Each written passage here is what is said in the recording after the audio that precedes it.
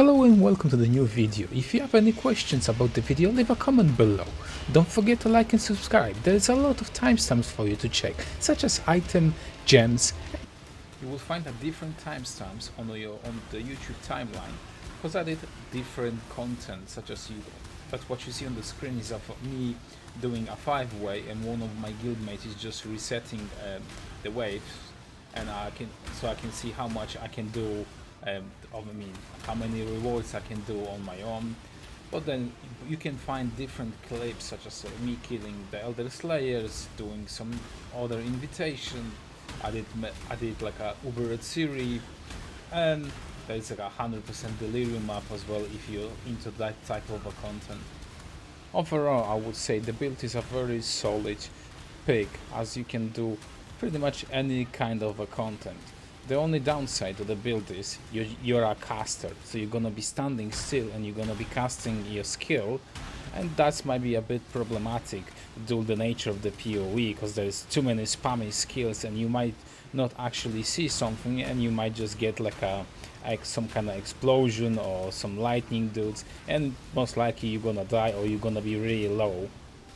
Overall, I do really enjoy the build, as it's a good map farmer, and when I get tired of like farming the maps, I can go do blighted maps and other content.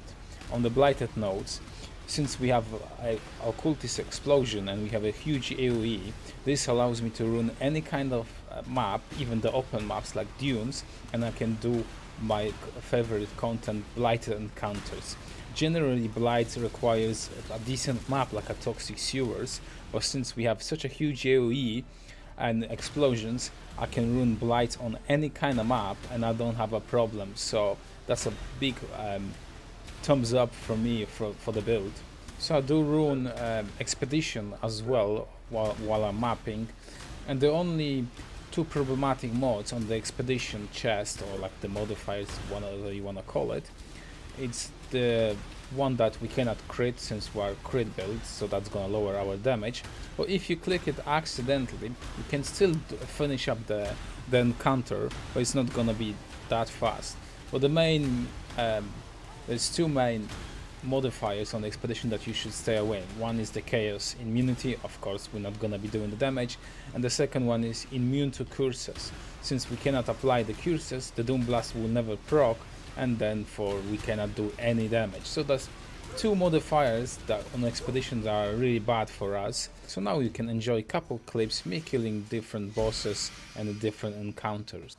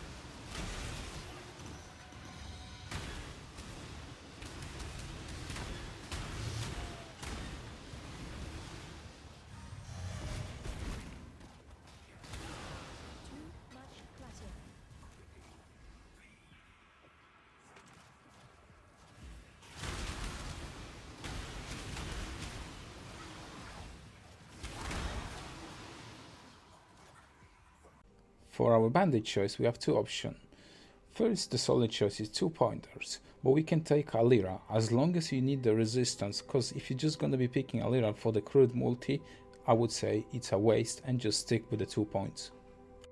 For your Pantheon choice, we have a lot of flexibility. You can use whatever you want with the major god, such as if you having difficulties with the stun, use the Brine King. I'm using sort of Lunaris just for the reduction. And from our minor god, I'm using Sword of Aberrant simply just to get the unaffected by the burning ground. So for our ascendancy point, you wanna go normal, cruel, merciless, eternal. I'm using Forbidden Flame and Forbidden Flash to get myself the Withering Presence, and I did spec myself into the Val Bastion. This is the way that I'm dealing myself with the stun.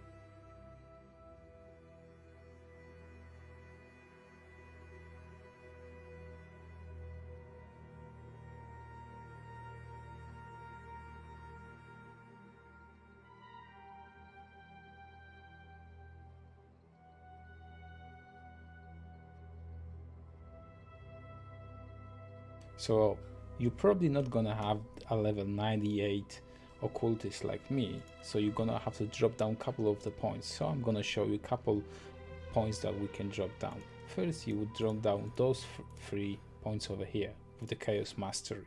That's gonna give you 4 points. I would drop down this Chaos Mastery, that's the That's point number 5. And what else? We can drop down those 2 points over here as well. We can drop for the time being as well the endurance charge. That's 8 points, so that should be a level 90 for you.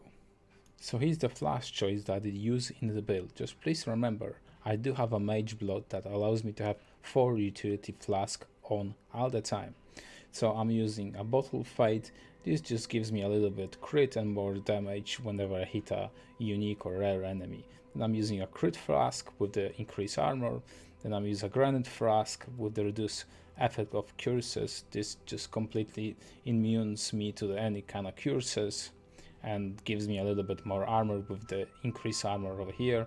I'm using a movement flask because I want to be a bit faster and I get a bit more resistance. I could drop down the resistance if I could get myself a better jewelry and get more resistance on my jewels and somewhere else, because I'm not necessarily need that much of a resistance to get to the cap. Then I'm using a silver flask just to get an onslaught, and I have a reduced mana cost of skills. The silver flask just gives me a ridiculous amount of cast speed, movement speed, and the reduced mana cost takes all of my skills to 0 with the combination of the rings as well. So in the gear section, I'm gonna split this into 2 parts. The first I would talk about the flexible items, and then you're gonna hear me saying this section is a mandatory items. So the flexible slot only in these builds are the 2 rings. You want to fill up any missing resistance stats, and you want to get your own channeling skills. So you want to do this for the ring number 1 and ring number 2. And I would say the flexible slot is as well as your helmet, but I would highly recommend getting yourself a Doege Scorn plus maximum power charge. But if you're struggling to copy resistance or anything like that, those 3 items are your flexible slot. So let's now move on to the mandatory items while we're using them. Let's start with the Malachi loop. You want to use the Malachi loop just simply for the +2 maximum power charges, and you want to get yourself a crucible passive over here with the chance to avoid bleeding. This will solve your problem with the bleeding, and you will no longer have to use your steel skin like in the case that I'm using, because I'm having hard times finding myself a decent shield. Then you want to use the badge of the Brotherhood. This, we don't have to look on any stats. As long as you can get yourself a badge of the Brotherhood, that's enough, because the badge of Brotherhood does something like, if we look, our power charges are 11. If I remove my badge of the Brotherhood, my frenzy charges go to 3. So the badge of the Brotherhood simply matches our frenzy charges, our maximum frenzy charges, with our maximum power charges. So that's why we're using the badge of the Brotherhood. Moving on to our boots. Royal Cash boots, what they do, as long as you're not moving, you will always have the maximum value of your power charges. That's why we're stacking maximum power charges on every single item that we can get, such as like a shield, a helmet, our void battery, and on our passive and ascendancy and more. So the next item I would say it's our helmet, and you can get any helmet that you want as long as you're gonna get yourself a plus maximum power charges implicit on your helmet. I'm using the Doege Scorn simply just to get a little bit more of the chaos damage, since I'm applying 3 curses all the time. I'm using a mageblood. Mageblood helps me out with like filling my resistance and other things thanks to the permanent utility flask all the time.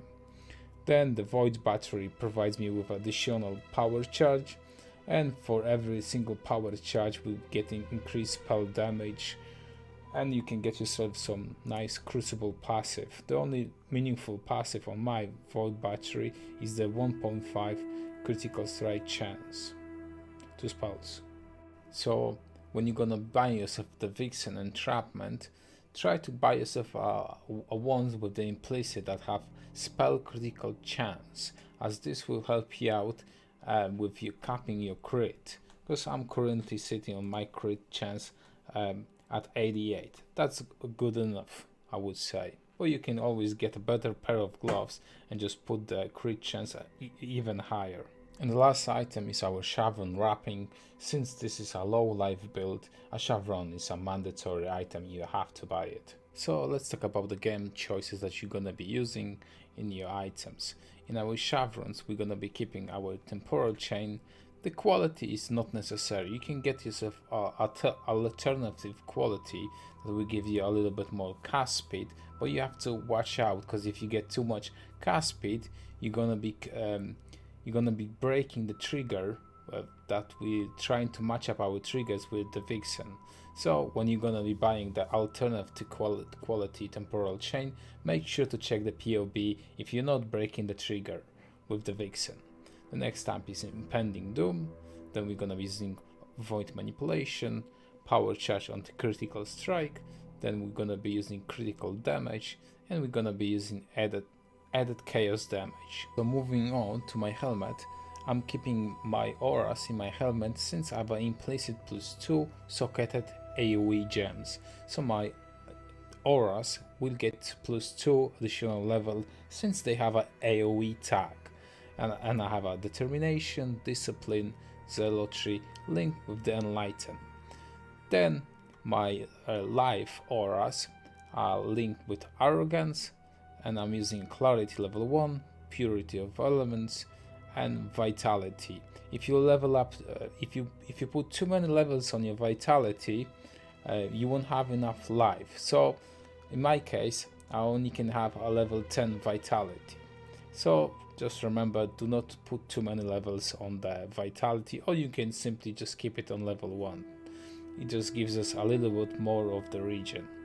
Then the shield setup is quite flexible, because I'm keeping myself a spell totem, multiple totems, and Wither.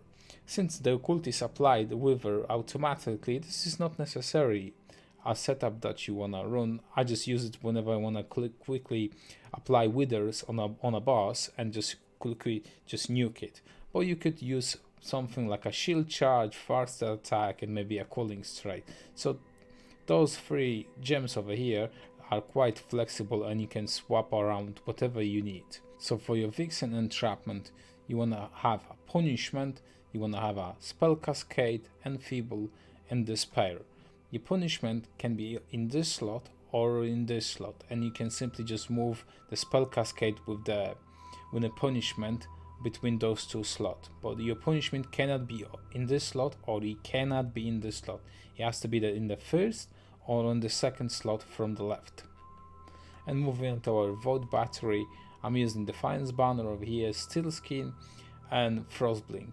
You can swap Steel Skin for Molten Shell as long as you had yourself the bleeding immunity on your shield over here. No mana problem in this build, as long as you're gonna have a Flask that has reduced mana cost of skills, and then you're gonna have 2 rings with non-channeling skills -7. Just remember, if you're gonna be using a Wither totem like me, the Wither is a channeling skill, so it still will cost you some mana. So when you're gonna be leveling your Vitality, make sure that you can always cast your Wither totem, unless you're gonna skip on the Wither and you're gonna go in the setup with a shield charge, and the shield charge will cost you 0, then you can reserve more mana if you can. If you're thinking what kind of upgrades could you do to the build, while recording the video I was able to buy myself a Chevron wrapping +2 AoE gems. This is gonna give my Impending Doom, if I can find it, +2 levels, so that takes my flat damage way higher. And I bought myself a better Watcher's Eye with the Consecrated Ground.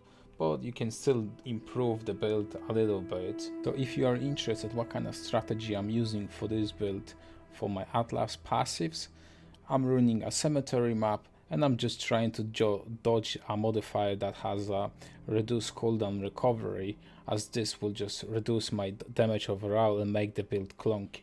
My Atlas is added favorite all of the maps of the cemetery. I've one connected map to the marshes.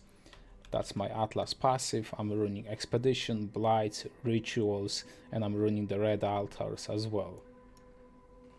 So if this is your first time seeing an Impending Doom build and you want to copy it, or you want to do your own spin-off, or whatever might be the reason, you need to learn the basic mechanic, how the build actually works. Because if we look on the Impending Doom works simply by we have to have a curse socketed to our Impending Doom. And what's gonna happen when our curse expires? This will trigger Impending Doom, and the curse will explode. Let me quickly demonstrate this. So I'm gonna curse those enemies over here. As you can see, they have a temporal chain. We have to wait till the temporal chain expires, and that's gonna trigger the Doom Blast, and that's gonna trigger our explosion from Occultist as well. The second step of this build, you need to have Vixen entrapment, and you need to sacrifice a one curse. What I mean by sacrifice, we're gonna be sacrificing punishment, and your punishment has to be socketed either in this socket or in this socket. It doesn't matter, because the trigger, how the curse is gonna be triggering, is gonna go from here, here, and here. That's why we're sacrificing punishment as our cures, and then we're gonna be socketing 2 additional curses. Since we have one curse, because that's a base curse is just one for everyone, Vixen provides us with another curse, and then we have from passive for our passive tree, we have another one. So we have 3 curses, but actually we are casting 4 curses. So what's gonna happen? Our temporal chain and our punishment gonna be rotating and expiring every single time when you press your temporal chain, and that's gonna cause enemies to explode and triggering the Doom Blast. The 2 curses over here in our Vixen gonna be permanently up. So that what that means is our despair and our enfeeble is gonna be always on the enemies.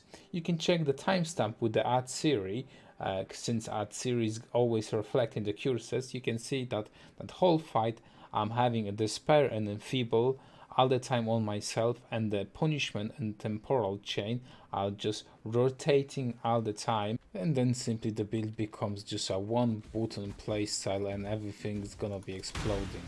It's gonna look something like this. You're just gonna be moving, pressing your temporal chain, and everything's gonna be done automatically for you, and you're gonna see explosions everywhere. Thank you for watching, and I will see you later in my next video.